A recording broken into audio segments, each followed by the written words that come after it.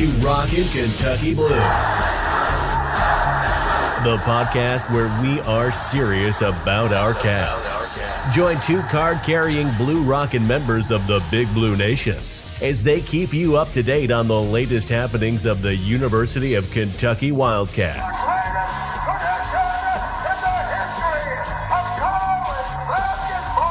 Here are your hosts, one calm member of the sports media, Michelle Mamba Brown, and one crazy fan, Jay Hayes.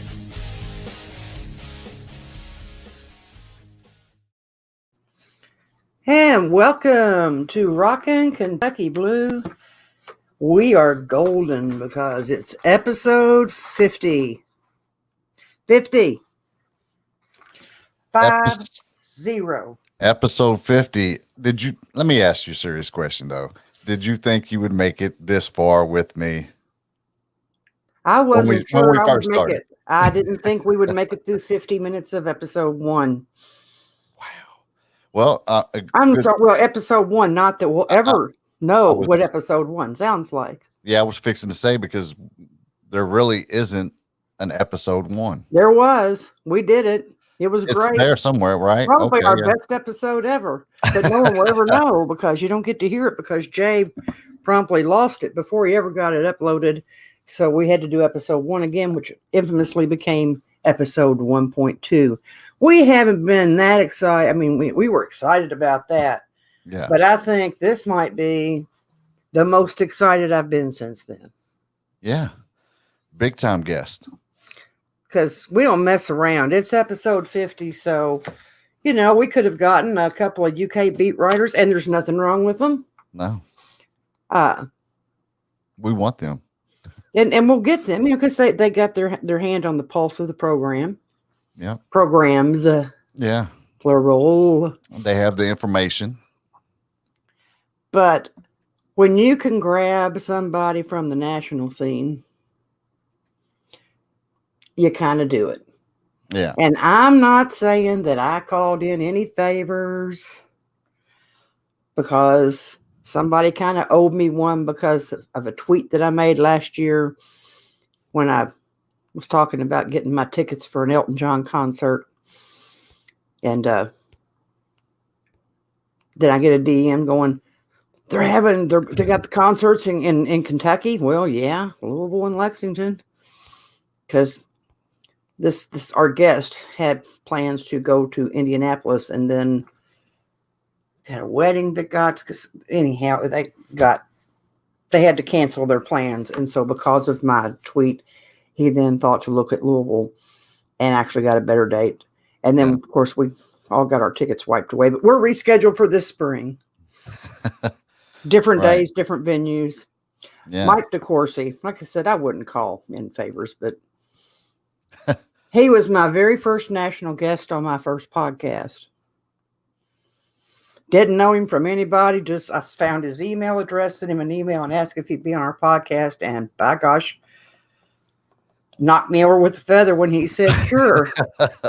Right. I'm like, oh, that was one of those times I wrote down every single thing I was going to say because I was afraid I would fangirl and wouldn't remember what to ask him. So we had a great interview, and then we got off, and I'm like, I just talked to Mike DeCourcy. Yeah, I mean, it's big time, man.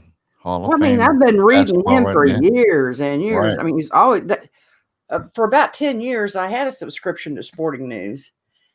And he was the reason because I never want, of course, this is before you got all the internet coverage so much, but I didn't want to miss his work.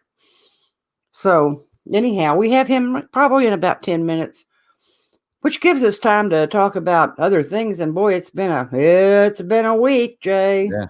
Yes, it has. It has been. And hey there, Dirt. I feel silly calling you Dirt. But look, my hoodie game is on point. Hey, I gotta tell you, Dirt, thank you for what you said to we'll just call him an asshat that wanted to make disparaging comments about my appearance, and I was going to, in a very Christian manner, tell him he should take Child of God out of his profile. And And Jay was pacing. Jay's like, "No, I'm going to go in." Going, "No, Jay, I was chill out, going in. Jay."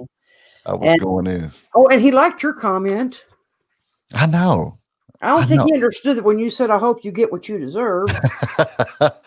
I don't think he understood that what you thought he deserved. But Dirk came back and had plenty to say about him. And oh man, I can't do what other people do. I mean, other people wanted to go in, so Dirk went in. You know, if there was an official, he probably would have been flagged for the chop block. Yeah. But the asshat deleted his tweet after that. Just saying. Yeah, it was. There's some sad people out there. I mean, attention seekers. But it kind of, I mean, like it was crazy. But in a way, you look at it. I look at it like, oh, attention seekers. So they come to us to get attention, and we're doing something right. So you're doing something right when. Well, I'm saying if your biggest hit on me is what I look like. Right. Then you can't hold a candle to me in any discussion. You've already lost. Right. So here's my question of the week. Well, I do have a trivia question and a University of Kentucky fact. I've been saving them from my calendar, as I said last week. As a matter of fact, Macy Morris completed her Kentucky basketball career in 2019 as the program's number 6 all-time leading scorer with 1,692 points. A little bit of trivia for you. That's not too shabby. We had a lot of victories this week. The women won twice against ranked opponents, one at home, one on the road. Yeah. Football team won their bowl game. The basketball Cats, hello, 2-game winning streak now. Yeah. Double overtime. Yeah. And the fans are still pissed off. Yeah. Have you ever seen so many people collectively be so miserable about so much winning? It's not. The BBN is getting increasingly embarrassing. Yeah. Is exactly what they are. Yeah. The people in Rupp Arena. Oh, classless. Turn in your freaking BBN cards and never set foot on that hallowed ground ever again. You boo one of our guys who's busting his butt. Right. He's messing up. Okay, so freaking what? Right. We've never had a perfect player. Just saying. Yeah, I mean, that's the kind of friend you don't need. Because if you're down, they will not be there. And to the point where you've got a bunch of players have deleted their social media. That should not be. They shouldn't have to do that. Yeah. Social media. I mean, my gosh, you're grown adults and you got social media. You can't live without it. Right. And when I talk about a player, I critique. Right. I mean, it's true. And by the way, what I said in our discussion, John Calipari, Coach Cal, also said about Dontaie Allen, who, by the way, needs to be on the floor. I will say that because I really liked your point, Michelle, that you said. I think it was the episode before last, couple back, about what he needs to do on the floor. I still think he lost on the defensive side. He's getting more comfortable though, and he can shoot the ball, and he spreads the defense out. And he did not miss all of his assignments this last game. Right, he didn't, but he got. I mean, he got lost there a little bit. He did, but again, he's picking. He gets lost, but he's also asked for film so he can study it more, so he can get better. And I think you're going to see that progression of him getting better. I don't think that's to the exclusion of other players. I think some players got to play through something, and probably the worst thing that could have happened in the Mississippi State game. And hear me out. Worst thing that could have happened would be for Cal to get tossed, one of the assistants to take Boston out, put Allen in, and Allen score out of his mind. Yeah. Because that goes into where the fans told so, and it became more of a we got gotcha on Right. Cal. You can't coach. See, we told you. If you'd done this, if you'd done, sometimes, and I'm only saying I think that's 4 games that Cal's been tossed. We win them all. Right. Well, the media does kind of influence the fans a lot. Because those were the tweets coming out that he's 9 of 17 and Clark and Boston are people look, and I'm like, no, come on. I mean, that's they're facts, but people do get gassed up on those kind of. They read box scores, Jay. I'm just saying. What I mean, are you new here? Because before Twitter, I could sit there and get gassed up on something because I made sure I had a box score as soon as it was available to the general public.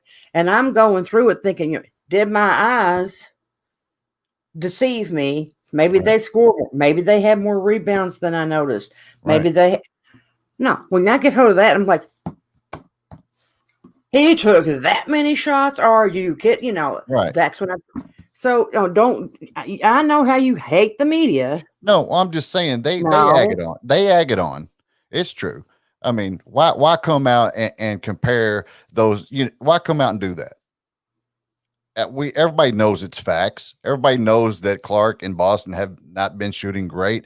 Why come out and say, Dontaie's 9 of 17 and they're 5 because people have said, yeah, you're going to get the cart before the horse.